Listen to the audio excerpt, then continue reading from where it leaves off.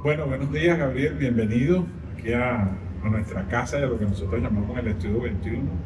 Chévere que hayas aceptado que conversemos sobre este tema tan importante de nuestra comunidad, como lo es el orgullo y la organización de este evento que es una manifestación tan importante dentro de nuestra comunidad y que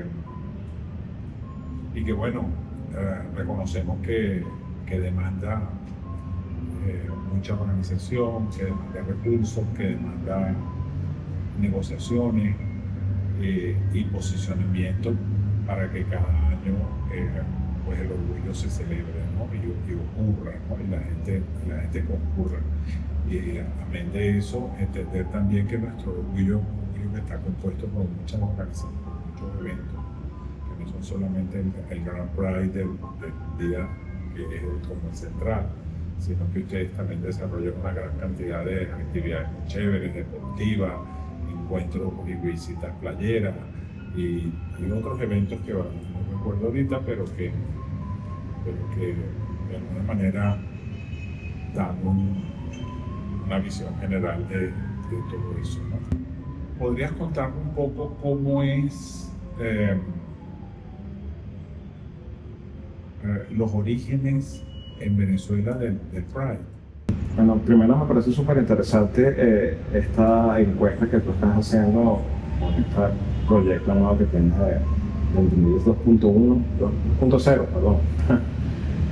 Súper interesante que, bueno, que Entendido siga ahora en esta forma digital, siga en nosotros, para nosotros es bastante importante, ¿no? Y bueno, y que podamos hablar del tema del orgullo, bueno, mucho más, porque además nunca lo hemos hecho. La marcha se está haciendo y nunca se ha escrito. Es más, yo tengo un proyecto, yo creo que lo comenté alguna vez, hacer un documental, ¿no? Para poder, de una u otra forma, que esta historia quede escrita, ¿no? Porque, bueno, se ha escrito muy poco sobre el orgullo en Venezuela, sobre la historia LGBT, o lo que se ha escrito quizás a veces en ese proceso que Venezuela ha vivido de politización también ha hecho que la historia se politice. De otra forma, la historia del movimiento LGBT también se ha politizado en ese sentido. Y creo que lo que se ha escrito es poco. O para el que lo escribió, bueno, lo maneja a su forma. Entonces, nosotros queremos que la historia del Pride o del orgullo de verdad quede plasmada. Hay muy poco en internet, quedan de las primeras organizaciones que organizaron el Pride, queda también muy poco material, que bueno, comenzando con el tema de los orígenes, pudiéramos decir que los orígenes del Pride como lo conocemos ahorita comenzó en el 2001. El domingo 29 de junio, que fue que se hizo, en ese momento se denominó la primera caminata, ¿no? En ese momento todavía no estaba en la escena, pero bueno, ya ahí había un grupo de activistas que venía haciendo cosas, porque además la primera marcha la organizó la red LGBTI de Venezuela. Ajá. Que fueron los primeros, los pioneros, ¿no? Que bueno, hicieron una red que se llamó Red LGBT, y esa red decidió organizar una actividad que denominó Congreso, el primer Congreso de la Diversidad Sexual, ¿no? Y ese primer Congreso de la Diversidad Sexual, la clausura de ese Congreso fue ese atrevimiento de hacer una primera movilización LGBT en Venezuela, aunque ya en el año 97 había habido un antecedente que, bueno, que fue muy chiquita, porque además tú sabes que eso fue de noche, En Sabana Grande. en Sabana Grande, que comenzó desde el Rincón del Gabán hasta el Pullman. Además que tú te pones a ver para esa época, en el año 97, que todavía estaba la ley de vagos y maleantes funcionando, era bastante atrevido, ¿no? Que los homosexuales de esa época habían decidido hacer esa caminata, que si tú pones a ver es muy chistoso, porque bueno, comienza ahí de la avenida Casanova, de la transversal de la avenida Casanova hasta la avenida Solano. Sin embargo, al segundo año no se consiguió, no se contó con el centro de financiamiento. Además, esta red que había organizado la primera cosa, hubo diferencias entre sus miembros y tal, y bueno, esto como que desaparece, ¿no? De una u otra manera. Ya en el 2002. 2002. Ya no había quien quería organizar, porque además hubo un, no sé, problema entre las organizaciones VIH y las organizaciones LGBT que estaban como en esa época naciendo. Entonces los del VIH dijeron: no vamos a usar ese dinero de VIH en eso, vamos a usar lo que tenemos que sacar. Entonces no se consiguió ese financiamiento. Sin embargo, hubo una organización que con la LGBT, que fue Alianza Lambda de Venezuela. Entonces ahí donde Alianza Lambda decide no perder el hecho histórico de haber hecho la primera marcha, y dicen que ellos van a continuar con la marcha, y es que comienza Alianza Lambda a encabezar la organización de... Y tú vienes de Alianza Lambda. Yo vengo de Alianza Lambda. Ah. ¿Y hasta cuándo tuvo Alianza Lambda frente al evento? Hasta el 2005. Ah. Estuvo en el 2002. Bueno, y después en 2005. En el 2005 sigues tú adentro. entra otro actor que no había entrado en los años anteriores, en el financiamiento, porque en ese momento se crea una oficina de diversidad sexual en la alcaldía metropolitana, en el alcalde mayor Juan Barreto, Que todavía existe. ¿no? Ahora es otra cosa. Ahora es una oficina de diversidad sexual, pero ahora tiene otro nombre, porque acuérdense que la alcaldía metropolitana desapareció en el año 2008. Bueno, en ese año 2005 entra el sector, y bueno, es quien financia la actividad. En el año 2002-2003 fue bastante difícil para la marcha porque no tenía financiamiento, nada de financiamiento. Se conseguía un recurso, era que, bueno, uno conocía a alguien, y entonces ese alguien es que le daba algunas articulaciones con, en ese momento, Fundarte, la alcaldía de Caracas. Fundarte nos apoyó un año, alguna otra. A veces también hasta hicimos un pote entre las personas para pagar hasta la tarima, ¿no? Tarima y sonido. ¿Qué parece? En el 2005, Alianza Lambda piensa en un principio que una sola organización no podía organizar la marcha, ¿no? Entonces decidimos hacer como formar una organización que se encargara solamente de la marcha y que estuviera conformada por miembros de varias organizaciones. Esta fue como la propuesta inicial. Por ejemplo, bueno, por poner un ejemplo de esa época, Viva, estuviera un representante de Viva, estuviera un representante de ACE, estuviera un representante de varias organizaciones, y que conformáramos esa organización que en ese momento la decidimos llamar Asociación Civil Orgullo LGBT. En ese momento. Esto comienza a partir del año 2008, que es que vemos la necesidad para poder conseguir financiamiento, quizá, de la cuenta, y si todo eso. Entonces decidimos hacer el registro. Entonces, en este mero momento, en el 2026, ¿cómo identificas tú los auspiciadores? ¿Quiénes son los principales auspiciadores del orgullo en Venezuela? Bueno, más que auspiciadores, pero bueno, sabes que nunca ha habido como un financiamiento de dinero, ¿no? Siempre ha sido, bueno, ¿tú qué necesitas? Por eso no es auspiciador, Gabriel, porque no es financista. El auspiciador es el que impulsa, vamos a Si decir. necesitamos tarima, necesitamos sonido, yo hago una gran lista, como yo tengo mi lista de mercado, con lo que yo, los requerimientos técnicos, y bueno, eso se lo he entregado a algunas personas del gobierno nacional, de algunos, quizás de algunos partidos aliados que hemos tenido vinculaciones, y bueno, todo los 26 años ha sido porque Ya también. ha existido eso, por eso digo Estado, y cuando digo Estado hablo de ministerios, alcaldías, que siempre han estado de alguna manera involucrados, sobre todo, por ejemplo, en Caracas, la alcaldía metropolitana, en su momento. Siempre digo yo, La alcaldía de Libertador. la alcaldía de Libertador sigue apoyando el Estado, el gobierno central o el partido. En el partido como movimiento social. Ok, como partido o movimiento social. Y del sector privado, No ha participado no. de una manera real. En estos últimos 3 años, hemos intentado involucrar otros actores, por ejemplo, pero ha sido muy tímido su participación. Por ejemplo, las empresas privadas, pero siempre terminan tercerizando el apoyo. O sea, siempre con una tercera persona, no directamente las empresas. Bueno, como no nos referimos a empresas privadas, solo bares y discotecas, o otro tipo de empresas corporativas. Otro tipo de empresas.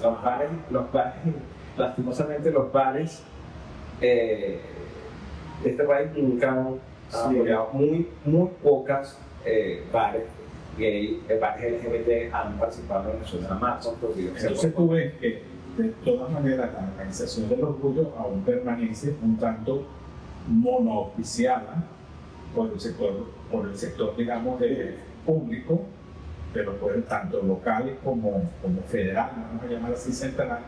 ¿Tú piensas que eso no atenta contra la sostenibilidad, contra la permanencia y la independencia del orgullo? Definitivamente sí, porque dependemos de otras personas. Que bueno, el día de mañana venga alguno y diga, yo no voy a financiar esa, yo no voy a dar nada para su marido.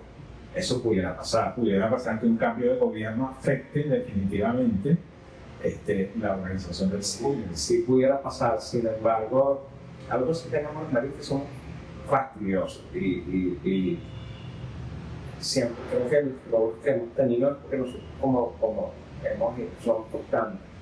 Y una de las cosas que la marcha no ha tenido que decir constantemente fastidiosos con ese tema, con que la marcha se siga haciendo y bueno, hemos estado un grupo de personas que bueno, estamos ahí como diciéndole, hay que hacerlo, así como apoyan, los demás tienen que apoyarnos nosotros. Si no nos apoyan, vamos hasta en la calle, hasta cosas como esas en un momento hemos hecho, ¿no? Sí. O sea, tú no quieres maricón, tú no ves que maricón has hecho, apoya. Sí, entonces tú piensas, y brevemente, Gabriel, ¿cómo miras tú el propósito? Bueno, a estas alturas en el 2026. Yo creo que siempre lo importante de la marcha es que el marcha visible.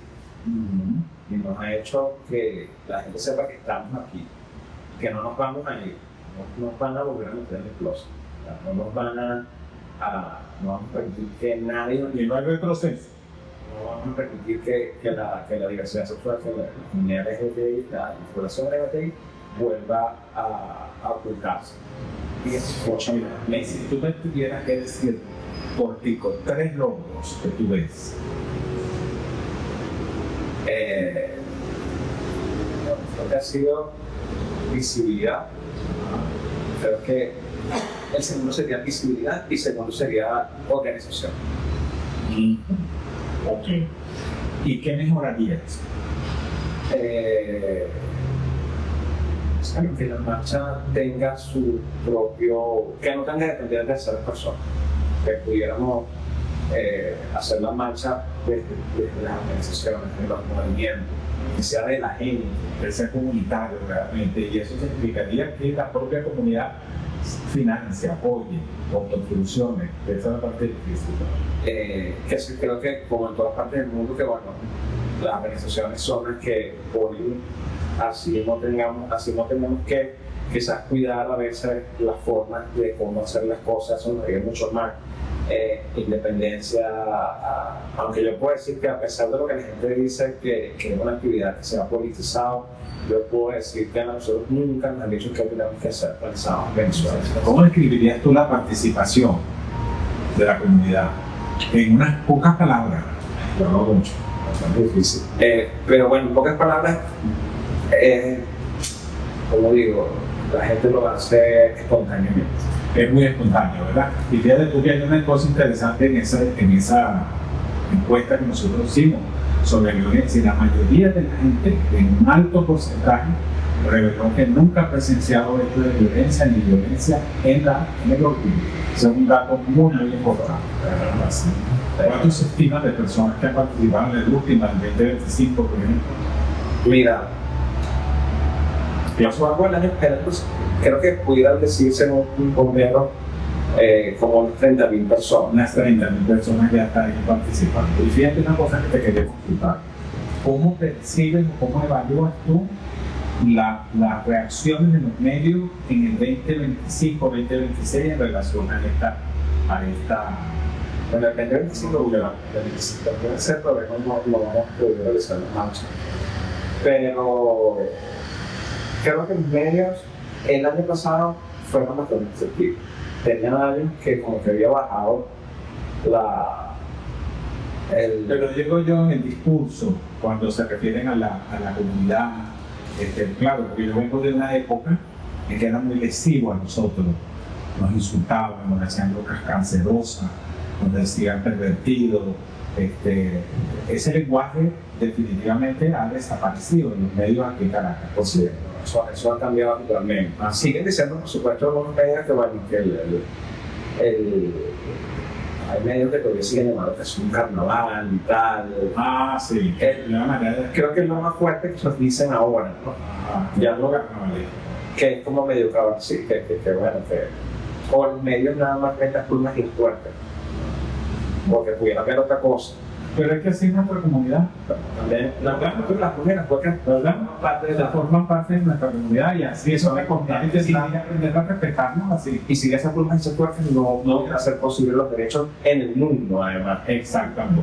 Ya no se trata de nuestro eso es una de las cosas que realmente ha logrado el orgullo, ha dejado que la gente esté sin miedo. Y además me puedo decir que, a pesar de que hay personas o grupos que dicen que Venezuela no está en su mejor momento, la marcha del orgullo logra demostrar que Venezuela es un país valiente, resiliente, que resiste. Y el cambio generacional es definitivamente un gran impulso. Y una última cosa ya para terminar, Gabriel,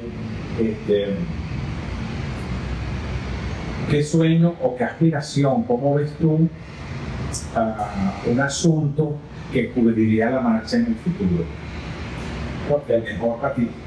Creo que la marcha deje de ser una cosa de solicitar derechos, sino que se convierta de verdad en una celebración, que tengamos nuestros derechos, que lo que tenemos que hacer es celebrar que los tenemos y que no los vamos a dejar perder. Creo que hacia allá tiene que ir la marcha, que deje de ser la solicitud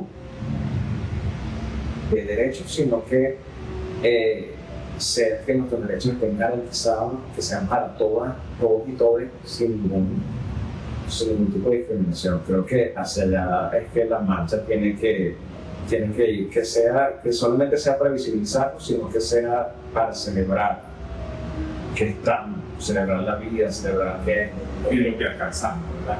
Oye, me parece magnífico. Ese sería, creo que voy a dar como un final, un comienzo extraordinario.